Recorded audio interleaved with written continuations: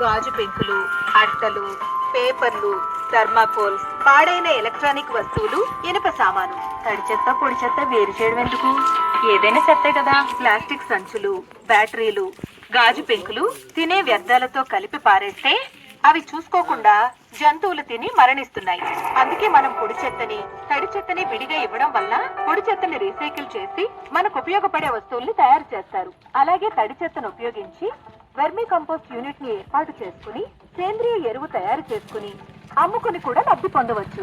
ప్రియమైన గ్రామ ప్రజలందరికీ ముఖ్య విజ్ఞప్తి, మన గ్రామ పంచాయతీని పరిశుభ్రమైన పంచాయతీగా తీర్చిదిద్దుటకు మన గ్రామంలో చెత్త నుండి సంపద తయారీ కేంద్రాన్ని నిర్మించడం జరిగింది. అలాగే ప్రతి కుటుంబానికి తడి చెత్త వేయుట కొరకు ఒక పసుపు బుట్టను, పొడి చెత్త వేయుట కొరకు ఒక ఎరుపు బుట్టను ఇవ్వడం జరిగింది. మీరు మీకిచ్చిన బుట్టలో అనగా పసుపు బుట్టలో మిగిలిన అన్నం, కూరగాయల వ్యర్థాలు, ఇతర వంటింటి వ్యర్థాలు, ఆకులు, పండ్ల పనికిరాని గుడ్డ ముక్కలు, చెప్పులు, బ్యాగులు, సీసాలు, పాల కవర్లు, టూత్ పేస్ట్ పౌడర్, ఆయిల్ డబ్బాలు, ఇనుము, స్టీల్ వస్తువులు, బల్బులు, ట్యూబ్ లైట్లు వేసి వేరువేరుగా ఉంచవలెను.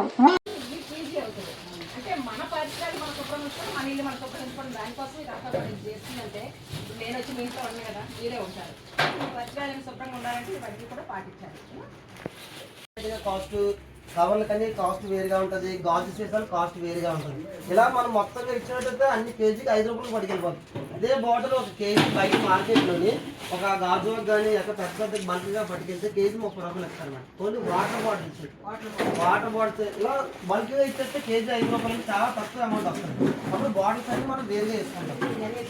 వాటర్ బాటిల్స్ మనం ఒక డబ్బా వీలవ్వకపోతే మన షెడ్ దగ్గర వేరు చేయటం. ఇంకా 2-3 కాన్సెప్ట్స్ ఉన్నాయి. గ్రీన్ ఎంటర్ప్రెన్యూర్స్ అని చెప్పేసి ఇవి ఎస్హెచ్జి సంఘాలు ఏవైతే ఉన్నాయో వాళ్ళందరికీ కూడా ఈ షెడ్లు కొన్ని అప్పచెప్పి, అంటే ఇప్పుడు ప్రస్తుతానికి మనకి సబ్బవరం పంచాయతీ, రూరల్ పంచాయతీ అంటారు.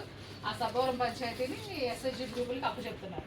ఆ ఎస్హెచ్జి గ్రూప్ వాళ్ళు ఈ షెడ్లు హ్యాండ్ ఓవర్ చేసుకొని ఈ తడి చెత్త పొడి చెత్త ఏదైతే వస్తుందో షెడ్ దగ్గర వాళ్ళే దాన్ని విడదీసి దేనికి అది పెట్టి అమ్మకాలు సాగించి, ఒకవేళ ఏరియా ఓపెన్ ప్లేస్ ఏమైనా ఉన్నట్లయితే అక్కడ కిచెన్ గార్డెన్ అది వేయడానికి కూడా ప్లాన్ చేశారు. ఇది గౌరవ ముఖ్యమంత్రి గారి ఆలోచన. సో అదొక రకంగా జరుగుతుంది.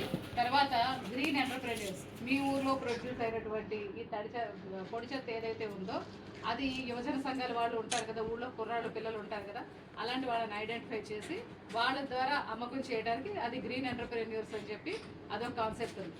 తర్వాత ఇప్పుడు మనకి ఇంత ప్లాస్టిక్ ఎందుకు వస్తుంది? ఇప్పుడు సీసాలు తర్వాత మిగతా ఏవైనా అయితే మనం అమ్ముకోవడానికి, కొనుగోలు చేయడానికి అవుతుంది. కానీ సింగిల్ యూజ్ ప్లాస్టిక్ అంటాం. అంటే ఇప్పుడు ప్లాస్టిక్ గ్లాసులు ఉంటాయి కదా, ప్లాస్టిక్ గ్లాసులు, ప్లాస్టిక్ ప్లేట్స్ అలాంటివి సింగిల్ యూజ్. అవి ఎవరు కొనరు, అవి దేనికి ఉపయోగపడవు. అంటే వేరేగా సైంటిఫిక్ పద్ధతిలో వేరేగా ప్రాసెస్ చేస్తారు. అవన్నీ కట్ చేసి రోడ్లు వేయడానికి ఉపయోగిస్తారు. అలా కాకుండా మామూలుగా అయితే అది పెద్ద ఎక్కువ ఖర్చు అయ్యే కాన్సెప్ట్ కాబట్టి అది కొంచెం లేట్గా అవుతుంది. కానీ అలాంటివి ఏవి చేయలేరు కనుక మనం దానికి ప్రత్యామ్నాయం ఏంటి? మనం భోజనాలకి వాటికి వెళ్తాం. అందుకే కదా ఎక్కువ వస్తుంది మనకి ప్లాస్టిక్ ప్లేట్లు, గ్లాసులు భోజనాల్లోనే వాడతాం. అది కాకుండా బర్తన్ బ్యాంక్, బర్తన్ అంటే హిందీలో వంట పాత్ర. పాత్ర.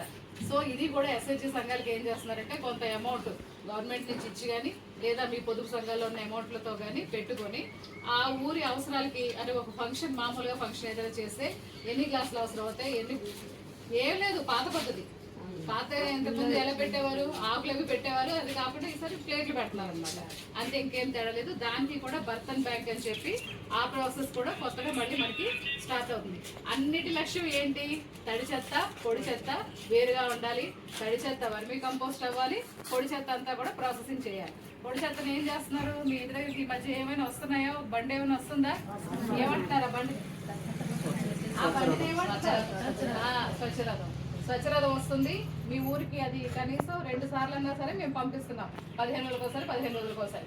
వాళ్ళకి మీ దగ్గర ఉన్నటువంటి పొడి చెత్త ఏదైతే ఉందో, అంటే ఈ సీసాలు, అట్టపెట్లు, పుస్తకాలు, కుర్చీలు, పాడైపోయిన కుర్చీలు, పాడైపోయిన టీవీ, ఇలాంటివి ఏవైతే ప్లాస్టిక్ ఉందో ఈ 15 రోజులు మీ దగ్గర అట్టే పెట్టుకుంటారు ఒక ప్లాస్టిక్ సంచిలో పెట్టి. ఆ స్వచ్ఛరథం వచ్చినప్పుడు మీకు 2 రోజుల ముందు మీకు అందరికీ కూడా దండోరా వేపిస్తాము. మైక్ సెట్ లో కూడా అనౌన్స్ చేపిస్తున్నాం. హరి చేపిస్తున్నాం కదా, మీకు రేపు ఉంది.